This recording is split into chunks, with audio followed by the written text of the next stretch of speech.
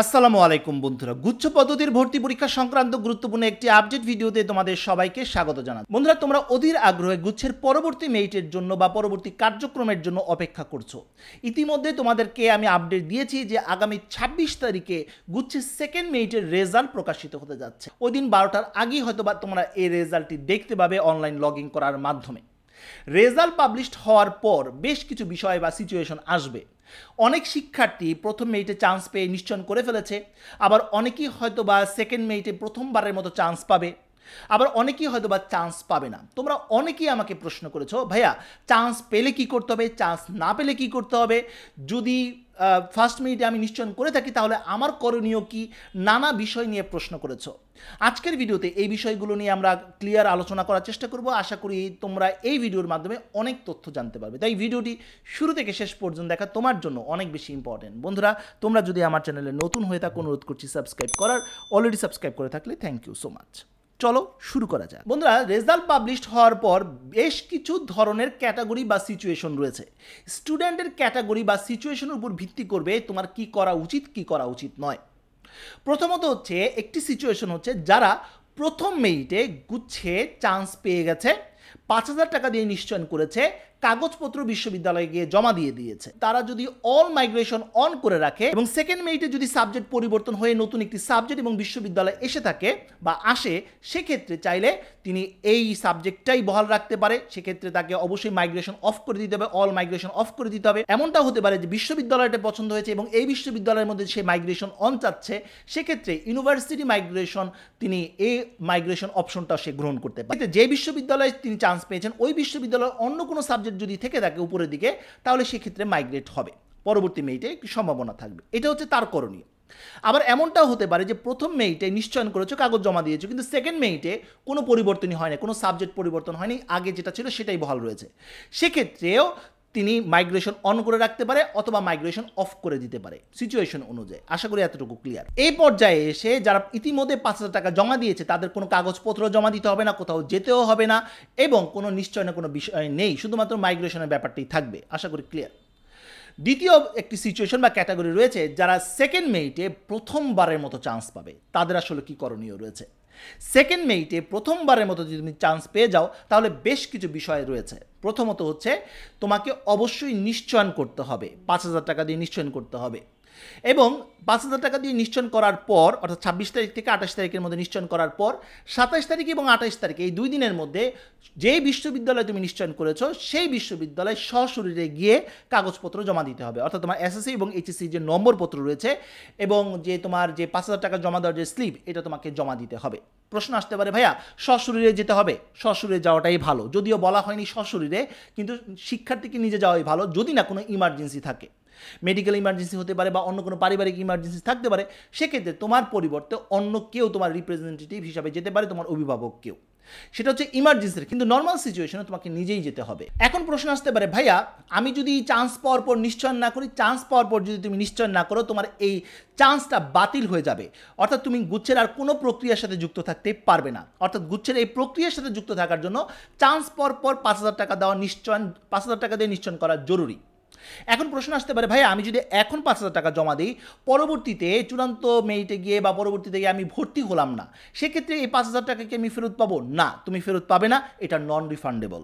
আর এটাও তোমাদেরকে জানিয়ে রাখি, যখন তোমরা নিশ্চয়ন করবে, নিশ্চয়নের পাশাপাশি কিন্তু তোমরা মাইগ্রেশনের ব্যাপারটি আসবে। অর্থাৎ নিশ্চয়নের আগে কিন্তু মাইগ্রেশন না, 5,000 টাকা জমা দেওয়ার পর যখন তুমি ডকুমেন্টসগুলো সাবমিট করে ফেলবে তখনই তুমি মাইগ্রেশনের বিষয়টা আসবে। এবং মাইগ্রেশন এখানে 2 ধরনের রয়েছে। অল মাইগ্রেশন রয়েছে, অর্থাৎ উপরের দিকে যে কোনো সাবজেক্টের যে কোনো বিশ্ববিদ্যালয়, অথবা তুমি চাইলে নির্দিষ্ট বিশ্ববিদ্যালয়, অর্থাৎ যে বিশ্ববিদ্যালয়ে তুমি চান্স পেয়েছো সেই বিশ্ববিদ্যালয়ের উপর দিকে যদি অন্য কোনো সাবজেক্ট থেকে থাকে সেটার মধ্যেও তুমি সুনির্দিষ্টভাবে মাইগ্রেট করতে পারবে। সেটা কিন্তু আরেকটা অপশন রয়েছে, ইউনিভার্সিটি মাইগ্রেশন। আশা করি এতটুকু ক্লিয়ার। এই ছিল যারা চান্স পেয়েছে সেকেন্ড মেরিটে নতুনভাবে, আর যারা ইতিমধ্যে নিশ্চয়ন করেছে গত মেরিটে অর্থাৎ প্রথম মেরিটে, তাদের কি করা উচিত কি করা উচিত না। এখন দ্বিতীয় একটি সিচুয়েশন রয়েছে, সেটি হচ্ছে যদি আমি সেকেন্ড মেরিটেও চান্স না পাই সেক্ষেত্রে করণীয় কি। বন্ধুরা, সেকেন্ড মেরিটে যদি চান্স না পাও সেক্ষেত্রে তোমাকে অপেক্ষা করতে হবে থার্ড বা ফোর্থ মেরিটের জন্য। প্রশ্ন আসতে পারে, ভাইয়া থার্ড মেরিট বা ফোর্থ মেরিট কি যাবে, অত দূর পর্যন্ত কি সিট থাকবে? বন্ধুরা, কিছু হলেও থাকবে, কারণ অনেক শিক্ষার্থী কিন্তু ফার্স্ট মেরিটে চান্স পাওয়ার পর ভর্তি হয়নি, আসনটি ফাঁকা থাকবে। পাশাপাশি অনেক শিক্ষার্থী কিন্তু মাইগ্রেট হবে, মাইগ্রেশনের করার মাধ্যমে কিন্তু সাবজেক্ট কিন্তু চেঞ্জ হবে এবং আসনও ফাঁকা হবে। পাশাপাশি সেকেন্ড মেরিটেও অনেক শিক্ষার্থী ফাঁকা আসনগুলোতে ভর্তি হয়ে আবার সেখানেও কিন্তু একটি মাইগ্রেশনের ব্যাপার থাকবে। তার মানে থার্ড মেরিট বা ফোর্থ মেরিটে আসন থাকবে কিন্তু সেটা কম হলেও থাকবে। এখন আসন যদি ফাঁকা থাকে পরবর্তী মেরিটে, সেটা কোন কোন শিক্ষার্থীদের সুযোগ আসবে সেটা কিন্তু বলা খুবই চ্যালেঞ্জিং, কারণ প্রতিটি বিশ্ববিদ্যালয় আলাদা আলাদাভাবে কিন্তু এটা চিন্তাভাবনা করতে হবে, কারণ কোন বিশ্ববিদ্যালয়ে কী পরিমাণ শিক্ষার্থী আবেদন করেছে সেই তথ্যগুলো কিন্তু কারোই জানা নেই স্পেসিফিকভাবে। তাই এটা বলা খুবই কঠিন যে ওই বিশ্ববিদ্যালয় বা কোনো একটি পার্টিকুলার বিশ্ববিদ্যালয়ে তোমার কতটুকু সম্ভাবনা রয়েছে। শুধুমাত্র এখানে অপেক্ষা করা ছাড়া আর কোনো অপশন কিন্তু নেই। এখন প্রশ্ন আসতে পারে, ভাইয়া আমার মেরিট পজিশন তো অনেক বেশি, আমার স্কোরও কম, এখন আমি হাল ছেড়েই দিয়েছি, আমি গুচ্ছে আর আমার সম্ভাবনা নেই, সেক্ষেত্রে আমার কি আর কোনো সুযোগ রয়েছে?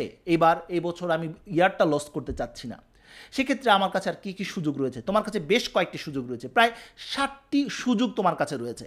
এর আগের একটি ভিডিওতে আলোচনা করেছিলাম যে 10টি সুযোগ রয়েছে, তবে সেটা যারা আবেদন করেছে এবং যারা আবেদন করেনি সবার জন্য। যারা শুধুমাত্র গুচ্ছে আবেদন করেছে, অন্য কোথাও আর আবেদন করেনি, তাদের কাছে এই মুহূর্তে 60টি সুযোগ রয়েছে।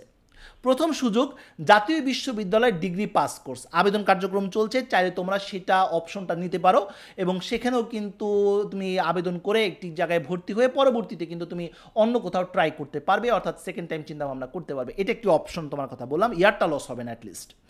দ্বিতীয় একটি অপশন হচ্ছে জাতীয় বিশ্ববিদ্যালয় প্রফেশনাল অনার্স। অনেকেই চিন্তা করে যে আমি ডিগ্রিতে ভর্তি হব না, কারণ অনেকেই চিন্তা করে যে এখানে হয়তো বা একটু সময় বেশি লাগে, আবার 3 বছরের কোর্স, এখানে চাকরি বাকরির একটি প্রশ্ন রয়েছে, তো আমি অনার্সই করতে চাই। সেক্ষেত্রে প্রফেশনাল অনার্স একটি ভালো অপশন হতে পারে। অনেকেই প্রাইভেট বিশ্ববিদ্যালয়ে পড়ার মতো সামর্থ্য নেই, কিন্তু বিবিএ বা সিএসসি বা এই টাইপের কোর্সগুলো তোমরা করতে চাচ্ছ বা প্রফেশনাল টাইপের কোর্সগুলো করতে চাচ্ছ, তারা কিন্তু জাতীয় বিশ্ববিদ্যালয়ে প্রফেশনাল অনার্স অপশনটি নিতে পারো।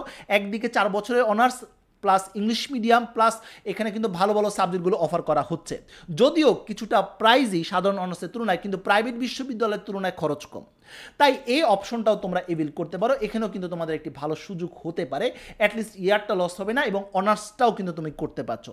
এবং জাতীয় বিশ্ববিদ্যালয়ের প্রফেশনাল অনার্স নিয়ে আমার চ্যানেলে বেশ কয়েকটি ভিডিও রয়েছে, কী সুবিধা কী অসুবিধা রয়েছে সব কিছু নিয়ে আলোচনা করেছি, চাইলে সেটা দেখে নিতে পারো। শুধু এতটুকু বলছি, প্রাইভেট বিশ্ববিদ্যালয়ে লাখ টাকার যে কোর্সগুলো, এখানে কিন্তু খুব অল্প টাকা দিয়ে তোমরা পড়াশোনা করতে পারবে, পাশাপাশি জাতীয় বিশ্ববিদ্যালয় সার্টিফিকেট কিন্তু পাচ্ছ। এছাড়া তৃতীয় একটি অপশন হচ্ছে যে প্রাইভেট বিশ্ববিদ্যালয়। বাংলাদেশে কিন্তু টপ র্যাঙ্কিং বিশ্ববিদ্যালয় রয়েছে, প্রাইভেট বিশ্ববিদ্যালয়, মিড রেঞ্জের বিশ্ববিদ্যালয়গুলো রয়েছে, কিছুটা কম জনপ্রিয় প্রাইভেট বিশ্ববিদ্যালয় রয়েছে, কিন্তু প্রাইভেট বিশ্ববিদ্যালয় কিন্তু অনেক রয়েছে। যাদের কিছু আর্থিক সামর্থ্য রয়েছে তারা কিন্তু প্রাইভেট বিশ্ববিদ্যালয়ের কথা ভাবতে পারো, সেক্ষেত্রে কিন্তু খুব দ্রুত তোমরা অনার্সটা কমপ্লিট করতে পারবে। পাশাপাশি অনেক টপ র্যাঙ্কিং যে প্রাইভেট বিশ্ববিদ্যালয়গুলো রয়েছে সেখানেও কিন্তু মোটামুটি ভালোই পড়াশোনা করানো হয়। আরেকটি অপশন হচ্ছে উন্মুক্ত বিশ্ববিদ্যালয়। উন্মুক্ত বিশ্ববিদ্যালয় কিন্তু অনেকগুলো অনার্স কোর্স রয়েছে, বিবিএ রয়েছে, সিএসসিও রয়েছে। যাদের জিপিএ খুবই কম, আর্থিক সামর্থ্যও নেই, তারা তোমরা উন্মুক্ত বিশ্ববিদ্যালয়ের কথা ভাবতে পারো। এখানে কিন্তু ইয়ার গ্যাপটাও গ্রহণ করা হচ্ছে, খুব অল্প জিপিএ নিয়েও কিন্তু এখানে চান্স পাওয়া সম্ভব বা পড়াশোনা করা সম্ভব। আরও দুটি অপশন রয়েছে, একটি হচ্ছে সেকেন্ড টাইম হিসাবে নিজেকে প্রিপেয়ার করা, অর্থাৎ কোথাও ভর্তি হয়ে সেকেন্ড টাইম হিসাবে চিন্তাভাবনা করা, অথবা সরাসরি সেকেন্ড টাইম হিসাবে চিন্তাভাবনা করা। অনেকেই একটি প্রশ্ন করেছিলে, ভাইয়া আমি কোথাও ভর্তি না হয়ে সরাসরি সেকেন্ড টাইম চিন্তাভাবনা করছি। বন্ধুরা, এটা অনেকটা রিস্কি হয়ে যাবে। যখন তুমি এই বছর কোথাও ভর্তি হবে না, পরবর্তী বছরে কিন্তু তোমার উপর অনেক প্রেশার থাকবে, কারণ ওই বছর তোমাকে চান্স পেতেই হবে। আমার পরামর্শ হচ্ছে কোথাও ভর্তি হয়ে থাকো, সেটা জাতীয় বিশ্ববিদ্যালয়ে ডিগ্রি পাস কোর্সই হোক, যে কোনো একটা জায়গায় ভর্তি হয়ে থাকো এবং সেই ভর্তি হওয়ার সাথে সাথে তুমি সেকেন্ড টাইমার প্রিপারেশন নাও। এবং সর্বশেষ যে অপশনটির কথা বলবো সেটি হচ্ছে বিদেশি উচ্চশিক্ষা। তোমার যদি প্রাইভেট বিশ্ববিদ্যালয়ে পড়ার চিন্তাভাবনা থেকেই থাকে এবং আর্থিক সামর্থ্য তোমার রয়েছে, বাংলাদেশে একটি প্রাইভেট বিশ্ববিদ্যালয়ে লাখ টাকা খরচ করার চেয়ে বিদেশি উচ্চশিক্ষা নেওয়া অনেক ভালো। এর আগের একটি ভিডিওতেও আলোচনা করেছিলাম, বাংলাদেশের আশেপাশে অনেক দেশ রয়েছে যেই দেশগুলোতে খুব কম পয়সায় তোমরা পড়াশোনা করতে পারো এবং র্যাঙ্কড বিশ্ববিদ্যালয়ে পড়াশোনা করতে পারো।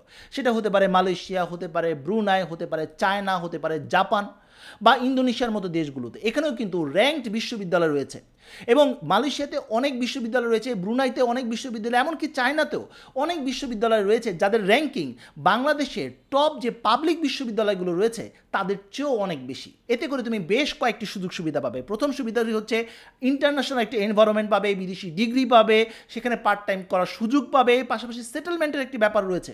অনার্স কমপ্লিট করার পর তুমি ইউএস, কানাডা, অস্ট্রেলিয়া নানা জায়গায় কিন্তু তুমি মুভ মুভ করতে পারবে, এই অপশনটাও কিন্তু তোমার থাকবে। অর্থাৎ তোমার আওতাটা কিন্তু অনেক বেড়ে যাবে। শুধু তাই না, অনার্স বিদেশে একটি অনার্স কমপ্লিট করার পর সেই অনার্স ডিগ্রিটা নিয়ে যদি বাংলাদেশে তুমি ব্যাকও করো, বাংলাদেশের বড় বড় প্রতিষ্ঠানগুলোর ক্ষেত্রে কিন্তু এই বিদেশি ডিগ্রি কিন্তু একটি ভালো ডিমান্ড রয়েছে। তাই ভালো কোনো সাবজেক্টে পড়াশোনা করতে পারলে কিন্তু দেশেও কিন্তু তোমার ভালো কেরিয়ারের সুযোগ রয়েছে। এই অপশনটাও তোমরা দেখতে পারো। আর বিদেশি উচ্চশিক্ষা নিয়ে কিন্তু আমার একটি চ্যানেল রয়েছে, কেরিয়ার অ্যান্ড অ্যাব্রড। এখানে কিন্তু স্কলারশিপ এবং বিদেশি উচ্চশিক্ষা নিয়ে আমি তথ্য দিই, কীভাবে বাসায় বসে নিজে নিজে আবেদন করা যায় সেই ব্যাপারেও আমি তথ্যগুলো দিচ্ছি। চাইলে তোমরা দেখতে পারো, চ্যানেলটি ঘুরে আসতে পারো। যদি পছন্দ হয় সাবস্ক্রাইব করার অনুরোধ করছি। তো বন্ধুরা, এই ছিল আজকের মতো ভিডিও। পরবর্তী আপডেট এবং সঠিক তথ্যের জন্য আমার চ্যানেলটি সাবস্ক্রাইব করে রাখার অনুরোধ রইল। তো বন্ধুরা, আজ এই পর্যন্ত সবাই ভালো থাকো, সুস্থ থাকো। দেখা হবে আগামী কোনো ভিডিওতে। সে পর্যন্ত আল্লাহ হাফিজ।